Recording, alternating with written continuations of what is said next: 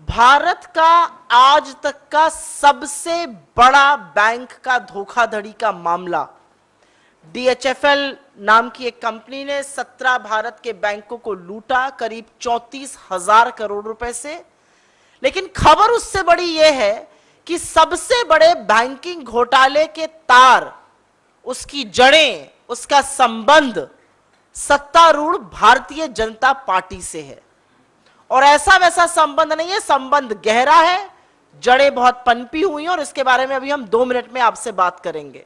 तो भारत का सबसे बड़ा आज तक का बैंकिंग स्कैम और उसकी जड़ें भारतीय जनता पार्टी से जुड़ी हुई। आपके व्यूअर्स के लिए और आपकी जानकारी के लिए 2 मिनट में समय रेखा बता देते हैं और उसके बाद आगे की बात करते हैं। 2010 से 2018 के बीच में जो यूनियन बैंक ऑफ इंडिया है, जो लीड बैंक कंसोर्शियम का है 17 बैंकों का, उसका कहना है कि डीएचएफएल ने करीब 42,000 करोड़ का ऋण लिया था और 2019 से डिफॉल्ट शुरू हो गया। वो ये ऋण वापस नहीं पे कर पा रहे थे। उसके बाद जब डिफॉल्ट शुरू हुआ तो एक स्पेशल ऑडिट बिठाया गया और उस स्पेशल रिव्यू ऑडिट में, जिसमें 2015 से 2019 की अवधि का ऑडिट हुआ, उसमें पाया गया कि डीएचएफएल ने बड़े तौर से धोखाधड़ी करी थी। अपनी किताबों में गड़बड़ी करी थी, अपने अकाउंट्स की लेजर में गड़बड़ी करी थी, उन्होंने राउंड ट्रिपिंग ऑफ फंड्स करी थी और पब्लिक का पैसा लेकर कुछ विशेष कपिल और दिनेश वधावन ने निजी संपत्ति बनाई थी। और यह क्रिमिनल कंस्पिरेसी का पूरा मामला है और इसको सीबीआई ने अपना आज तक का सबसे बड़ा फाइनेंशियल फ्रॉड किसी बैंक में अगर हुआ है तो मोदी सरकार की नाक के नीचे हुआ है और उसको उन्होंने रजिस्टर किया। लेकिन इसमें बड़ी खबर यह है कि मार्च 2021 में सीबीआई ने प्रधानमंत्री आवास योजना, जो बड़े जोर शोर से 2015 में लॉन्च करी गई थी, उसमें भी डीएचएफएल और उनके प्रमोटर्स को आरोपी करार देते हुए केस दर्ज किया था। एक फिक्टिशियस बांद्रा ब्रांच के नाम से, सिर्फ ऑन पेपर बांद्रा ब्रांच के नाम से एक बैंक खोला गया, जिसमें करीब 2,60,000 ऋण के खाते खोले गए और उससे इस कंपनी ने पैसा कमाया और पैसा इंटरेस्ट सबवेंशन से भी कमाया गया। लेकिन बड़ी खबर यह है कि यह घोटाला प्राइम मिनिस्टर आवास योजना के ऑडिट में सामने नहीं आया। यह एक्चुअली यस बैंक का जब फोरेंसिक ऑडिट होने लगा तब सामने आया। 2015 से 2018 तक एक कंपनी लूटती रही भारत सरकार को, एक कंपनी लूटती रही जनता के पैसे को। वो पीएम आवास योजना के ऑडिट में सामने नहीं आया, वो यस बैंक में सामने आया। लेकिन अब सबसे बड़ी सनसनीखेज खबर इस पूरे मामले में और वो है उन जड़ों की बातें, उन तारों की बातें जो हमने पहले कही थी। एक संदिग्ध कंपनी है, एक कंपनी है जिसके खिलाफ केस चल रहा है, एक कंपनी है जिसने भारत का सबसे बड़ा धोखाधड़ी का बैंक फ्रॉड किया है। लेकिन सत्तारूढ़ भारतीय जनता पार्टी उस कंपनी से लगातार डोनेशन ले रही है, लगातार डोनेशन ले रही है और उसके दस्तावेज हम आपको देंगे, उसके डिटेल्स हम आपको दिए दे रहे हैं। करीब 28 करोड़ रुपए का डोनेशन भारतीय जनता पार्टी ने डीएचएफएल से, उसके प्रमोटर्स से, उसकी संबंधित कंपनियों से लगातार लिया है। आरकेडब्ल्यू डेवलपर्स, जो कि डीएचएफएल के मालिकों के स्वामित्व की ही एक कंपनी है, उससे 10 करोड़ रुपए लिया। फिर वधावन ग्लोबल कैपिटल लिमिटेड से 10 करोड़ रुपए लिया। फिर वधावन परिवार के नियंत्रण वाले दर्शन डेवलपर्स से 7.5 करोड़ रुपए लिया।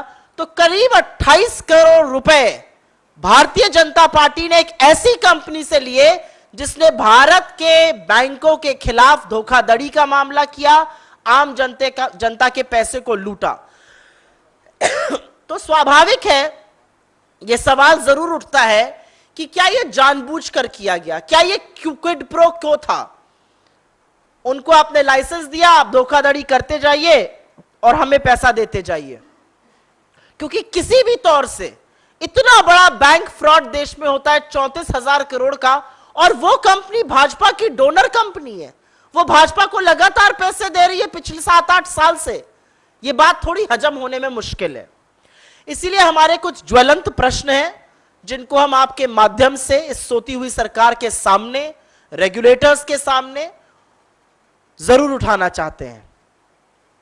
आखिर ऐसी क्या मजबूरी थी? भाजपा ने इन बैंक धोखेबाजों से लगातार 28 करोड़ रुपए जैसी मोटी राशि डोनेशन में क्यों ली? यह पहला सवाल है। क्या यह एक राशि रिश्वत थी इन लोगों को धोखाधड़ी उन्मुक्त करने देने के लिए? यह दूसरा सवाल है। यह स्पष्ट है कि प्राइम मिनिस्टर आवास योजना में मात्र एक कंपनी ने 14,000 करोड़ का चूना लगाया, 1,800 करोड़ की इंटरेस्ट सब्सिडी ली, 2,60,000 फर्जी होम लोन अकाउंट बना दिए। अगर प्राइम मिनिस्टर आवास योजना में एक कंपनी अकेले ऐसा कर रही है तो क्या प्राइम मिनिस्टर आवास योजना का ऑडिट हुआ कि ऐसी कोई अन्य कंपनियां इस तरह की जालसाजी ना कर रही हो? और अगर ऑडिट हुआ है तो उसके दस्तावेज, उसका रिजल्ट सामने आना चाहिए। और एक बहुत बड़ा इससे जुड़ा हुआ प्रश्न यह है कि डीएचएफएल का, प्राइम मिनिस्टर आवास योजना का जो स्कैम है वो यस बैंक के फोरेंसिक ऑडिट के दौरान सामने आया। प्राइम मिनिस्टर आवास योजना के ऑडिट के दौरान सामने नहीं आया, जबकि 3 साल तक लगातार वो प्राइम मिनिस्टर आवास योजना के नाम पर धोखाधड़ी करते रहे। तो सवाल ये जरूर होगा कि प्राइम मिनिस्टर आवास योजना का ऑडिट क्यों नहीं हुआ, उसके द्वारा पता क्यों नहीं चला। जो एफआईआर रजिस्टर करी है सीबीआई ने, उसमें क्लियरली कहा गया है कि डीएचएफएल ने मात्र कागज पर एक बांद्रा ब्रांच के नाम से शाखा खोली। तो सवाल यह भी उठता है कि banking regulator RBI, market regulator SEBI, housing regulator NHB, national housing board, ये सारी एजेंसियां क्या कर रही थी? इनकी भूमिका पर सवाल जरूर उठता है। क्या न्यू इंडिया में एजेंसियां बिल्कुल अनजान बनी रहेंगी, अनभिज्ञ रहेंगी? और 2 अंत में सवाल हैं जो आपके सामने बोलने जरूरी है। बैंक धोखाधड़ी को नियंत्रित करने के लिए सरकार क्या कर रही है? यह सच है कि एनपीए के खिलाफ एक बड़ी मुहिम यूपीए सरकार ने चलाई थी, तत्कालीन आरबीआई गवर्नर रघुराम राजन ने चलाई थी। क्रोनी कैपिटलिस्ट के चलते उनको उनके पद से हटने के लिए मजबूर करना पड़ा। आपने बैंक ऋण को नियंत्रण करने के लिए, दोषियों को सजा देने के लिए क्या मुहिम चलाई है? आपकी नाक के नीचे हिंदुस्तान के सबसे बड़े बैंक फ्रॉड हो रहे हैं, चाहे वो एबीजी शिपयार्ड हो 20,000 करोड़ से ऊपर, चाहे वो डीएचएफएल हो जो आज 34,000 करोड़ के फ्रॉड की हम बात कर रहे हैं, चाहे वो नीरव मोदी हो, मेहुल चोकसी हो, विजय माल्या हो, जो बड़ा बड़ा चूना लगाकर इस देश को आपकी नाक के नीचे, आपकी संस्थाओं को गोली देकर इस देश से चले गए। उनके बारे में आपका क्या एक्शन है, क्या क्रियान्वयन है?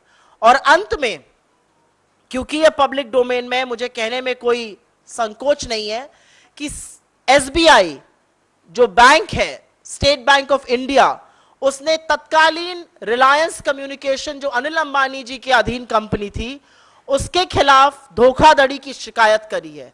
आज तक सीबीआई ने इस पर एफआईआर दर्ज करके केस संज्ञान में क्यों नहीं लिया है? क्योंकि एक दूसरा फ्रॉड बन रहा है।